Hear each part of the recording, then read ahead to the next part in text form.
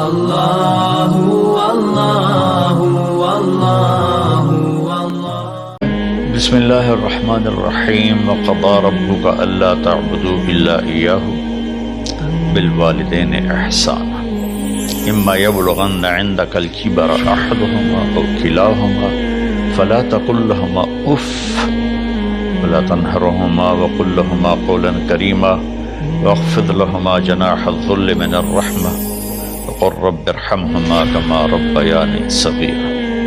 یہ بہت بڑا مضمون ہے۔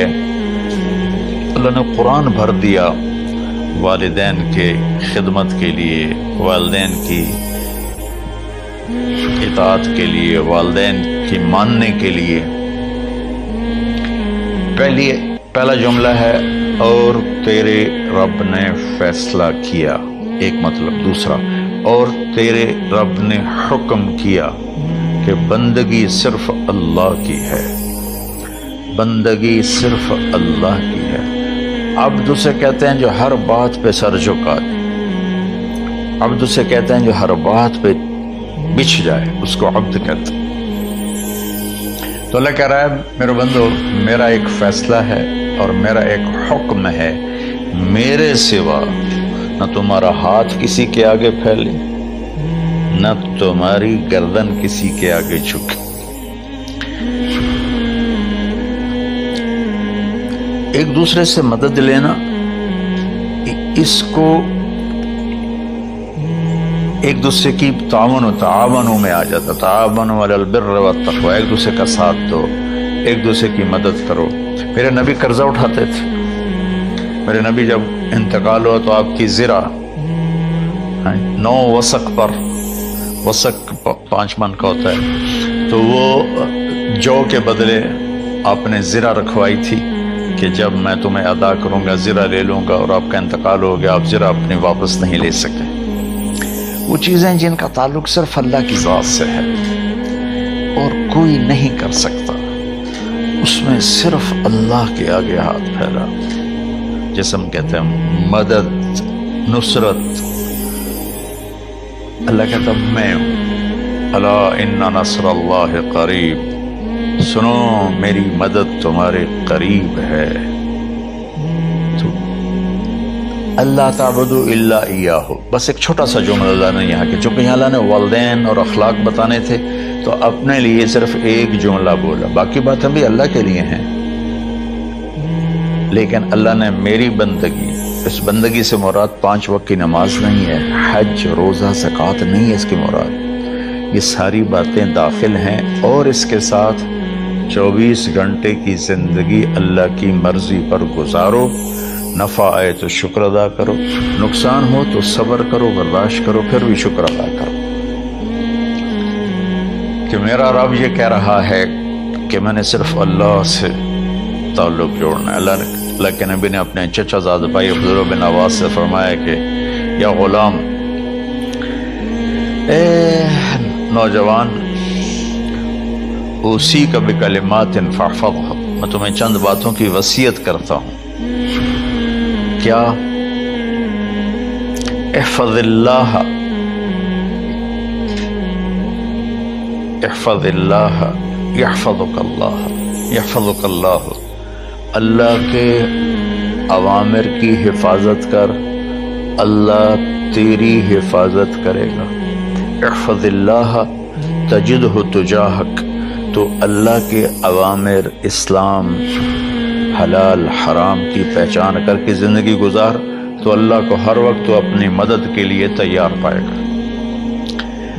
اور لمبی حدیث ہے، بنا عشاء کی نماز کا وقت ہو رہا ہے، اس میں وہ جملہ جو اس میرے مضمون سے متعلق ہے، وَإِذَا سَأَلْتَ فَاسْأَلِ اللَّهِ، جب بھی مانگو اللہ سے مانگو، جب بھی مانگو اللہ سے مانگو، اللہ کے سوا کوئی دینے والا نہیں ہے، صرف اللہ ہے دینے کے لیے۔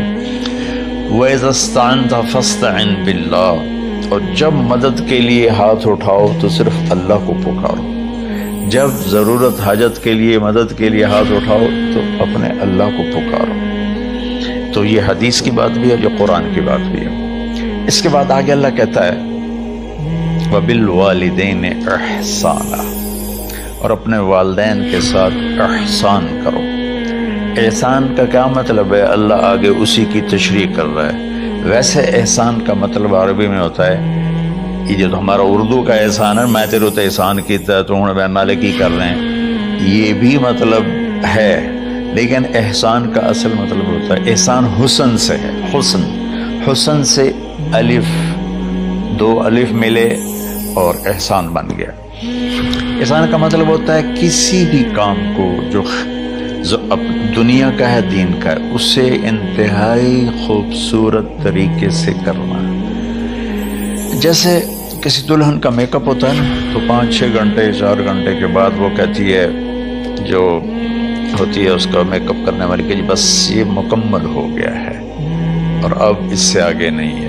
تو آخری اچھائی کی آخری انتہا پر پہنچ کے کام کرنے کو احسان کہتے ہیں۔ تو میرا اللہ کہہ رہا ہے، میرے بندو اپنے والدین کے ساتھ وہ کرو کہ جو بھلائی کی، خدمت کی، ماننے کی آخری حد ہے۔ سبحان اللہ۔ وبالوالدین احسان، بالوالدین پہلے ہے، احسان بعد میں ہے۔ اللہ تعالیٰ نے باقی سب کو پیچھے کر کے فرمایا کہ دیکھو خاص طور پہ ماں باپ کے ساتھ وہ رویہ کرو کہ ان کے دل سے دعائیں نکلیں۔ چند دن پہلے ایک والد یوں ہاتھ اٹھا کے کہہ رہا تھا اپنے بیٹے، اکلوتا بیٹا، میں منگنا اللہ کو لو، اللہ تینوں چاہ لگے۔ باپ بیٹے کے لیے یہ دعا مانگ رہا تھا اور بیٹا اکیلا ہے، یہ بد دعا باپ کر رہا تھا۔ تو بھائیو ایسی اولاد نہ بنو جس ماں نے پیٹ میں 9 مہینے اٹھایا، پھر جننے کی تکلیف برداشت کی۔ ایک شخص آیا حضرت عبید بن عمیر کے پاس کہ حضرت میں نے ماں کو اپنے کندھے پہ بٹھا کے پیدل حج کرایا ہے، مینا لے گیا، عرفات لے گیا، مزدلفہ، پھر مینا، پھر مکہ، تو کیا میں نے ماں کا حق ادا کر دیا؟ میں نے فرمایا ولا تلقۃ واحدہ، بیٹا ابھی ایک تلقہ کا حق بھی ادا نہیں ہو۔ تلقہ کسے کہتے ہیں؟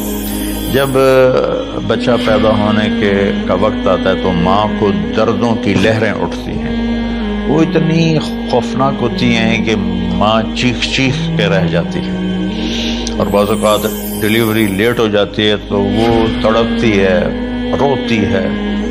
وہ جو لہریں ہیں نا، پیٹ میں آتی ہیں، جاتی ہیں، آتی ہیں، جاتی ہیں، ایک لہر جو درد کی اٹھتی ہے اس کو کہتے ہیں تلقہ۔ میں قربان جاؤں، انہوں نے فرمایا بیٹا ابھی تیری ماں نے جو تجھے جنا تھا، اس وقت جو تجھے درد، وہ تیری ماں نے درد کی لہریں برداشت کی تھی، اس میں سے ایک لہر کا بھی حق ادا نہیں ہوا، یعنی کہ حق ادا ہو ہی نہیں سکتا۔ یہ مطلب کہ حق ادا ہو ہی نہیں سکتا، کہ بیٹا ابھی ایک کا بھی نہیں۔ پھر حضرت عبداللہ بن عمر سے ایک شخص نے پوچھا کہ اچھا یہ جو آدمی تھا، یہ خراسان، یہ ایران میں ہے اور افغانستان میں، یہاں سے ماں کو پیدل کندھے پہ بٹھا کے مکے پہنچا تھا، اندازہ لگا اس نے کتنی مشقت اٹھائی۔ اور عبید اللہ بن عمیر کہتے ہیں بیٹا ابھی ایک لہر کا حق ادا نہیں ہوا۔ یہی سوال حضرت عبداللہ بن عمر سے کیا ایک شخص نے کہ حضرت میں نے اپنی ماں کو حج کرایا ہے، سارا میں نے پیدل کرایا ہے، وہ کندھے پہ اٹھا کے کرایا ہے، تو کیا میں نے ماں کا حق ادا کر دیا؟ وَلَا زَفْرَةً وَاحِدًا وَلَا زَفْرَةً وَاحِدًا، کہ بیٹا تیری ماں نے تجھے پالتے ہوئے جو تھک تھک کے لمبے لمبے سانس لیے، ہوکے بھرے، ابھی ایک ہوکے کا حق بھی ادا نہیں ہوا، یعنی حق ادا ہو ہی نہیں سکتا۔ تو احسان کے آگے تشریح آ رہی ہے۔ تو آج میں صرف اتنی بات کروں گا کہ میرے بھائیوں، میری بہنوں، میرے بچوں، میری بچیوں، اللہ کے واسطے ماں باپ کو دکھ نہ دینا، ورنہ اللہ بھی ناراض ہو جائے گا۔ چند دن پہلے ایک بچہ بچی میرے پاس آئے، دونوں میڈیکل اسٹوڈنٹ تھے، کہیں گے ہم شادی کرنا چاہتے ہیں۔ تو بچی نے کہا جی میرے والدین ناراض ہیں، وہ نہیں اس رشتے پر راضی نہیں ہیں۔ تو میرے باپ کہتے ہیں اگر تو نے یہاں رشتہ کیا تو تیری میری ایک درمیان ایک خط آئے کھچ جائے گا خلیج، ہم اس پار نہیں آئیں گے تو اس پار نہیں آئے گی۔ میں نے کہا بیٹی جس ماں نے تجھے 9 مہینے پیٹ میں پالا، 2 سال تجھے دودھ پلایا، تیری پوٹیاں پیشاب صاف کیا، تجھے پیمپر باندھے، تجھے اٹھ کے راتوں کو اپنی چھاتی سے دودھ پلایا، کیا اب اس کا اتنا بھی حق نہیں کہ تم اس کی رائے کا احترام کرو؟ اتنا بھی حق نہیں؟ تو میں نے کہا بیٹا میری کوئی رائے نہیں ہے، تو اگر تیرے ماں باپ راضی ہیں تو بسم اللہ ضرور کر، اگر راضی نہیں ہے تو دیکھو موت تک تجھے ماں باپ کی دعا نہیں ملے گی، اور ماں باپ کی دعا نہ ملی تو کچھ بھی نہیں ملے گا۔ تو بھائیو دوستو، خاص طور پر آج کے کالج کے نوجوان بچے بچیاں یہ ماں باپ کے ساتھ بہت بدتمیزی کرتے ہیں، چونکہ اس میں والدین کا پہلا قصور ہے کہ انہوں نے ان کو دین نہیں سکھایا۔ بچپن میں انگلش میڈیم سکول، پھر او لیول، پھر اے لیول، تو انہیں کیا پتہ ماں کون ہے باپ کون ہے۔ ایک پرانی بات ہے، ایک شخص اپنے بیٹے کو لے کر آیا کہ یہ میرا بچہ ہے اور یہ فلاں جگہ شادی کرنا چاہتا ہے اور ہم میں سے کسی کی رائے نہیں ہے اور یہ مانتا نہیں ہے، اور اس کے ساتھ اس نے دھاڑے مار کے رونا شروع کیا۔ تو میں نے بچے کو دیکھا تو یوں کر کے بیٹھا تھا، اس کا باپ رو رہا ہے، ہچ کیوں تو ایسے بیٹھا ہو۔ تو مجھے اچانک خیال آیا، میں نے کہا شیخ صاحب اس کو کہاں پڑھایا تھا؟ کہا جی امریکن اسکول۔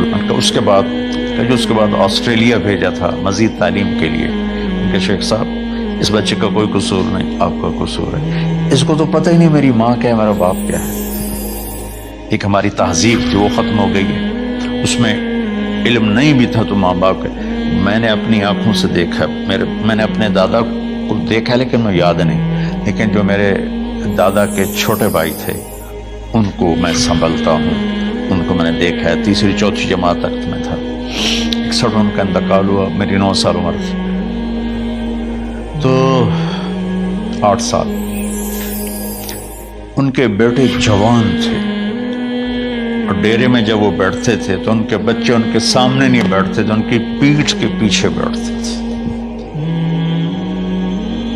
اتنا ادب، حالانکہ چاروں کے چاروں دین نہیں جانتے تھے، تہذیب تھی، ثقافت تھی، جو آج کی تہذیب نے ہم سے سب کچھ چھین لیا۔ اب بھی آپ جاؤ بیٹا تھر پارکر میں گیا ہوں 2-3 دفعہ، اور وہاں مسلمان نے ہندو عورتیں جب گاڑی گزرتی ہے تو گھونگھٹ کو نیچے کر لیتی ہے، اپنا چہرے کو فوراً چھپا لیتی ہے۔ تو خیر بہرحال میں نے کہا شیخ صاحب اس بچے کا قصور نہیں، آپ کا قصور ہے۔ تو میرے بچوں اپنے ماں باپ کو خوش کرو، راضی کرو، ان کا راضی ہونا اللہ کی رضا ہے۔ میں اس کی تفصیل انشاءاللہ آگے بتاؤں گا، آج میں صرف اتنا ہی میں نے تمہید باندھی ہے کہ ماں باپ کا کیا مقام ہے، ان کی کیا عزت ہے۔ ایک شخص آیا، یا رسول اللہ میرا باپ میرے پوچھے بغیر میرا مال خرچ کر لیتا ہے۔ آپ نے کہا بلاؤ، چونکہ بچے کا ذاتی مال اگر ہو تو شرع کے لحاظ سے باپ پوچھ کے استعمال کرے، بغیر پوچھے استعمال نہ کرے۔ جب اسے پتہ چلا کہ میرے بیٹے نے شکایت کی ہے تو عرب کی شاعری تو مشہور تھی، انہیں دل دل میں کچھ اشعار پڑھے۔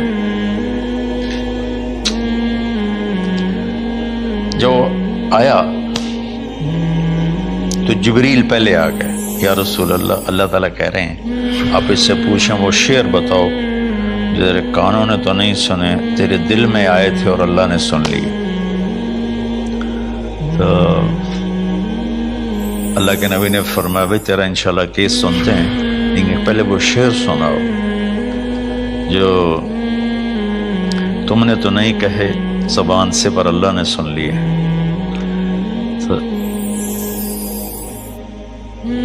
پھر اس نے وہ اشعار پڑھے، اور اس کے آگے کیا ہوا یہ میں انشاءاللہ اگلے کلپ میں بتاؤں گا کہ باپ کا کیا مقام ہے، ماں کا کیا مقام ہے۔ السلام علیکم ورحمۃ اللہ۔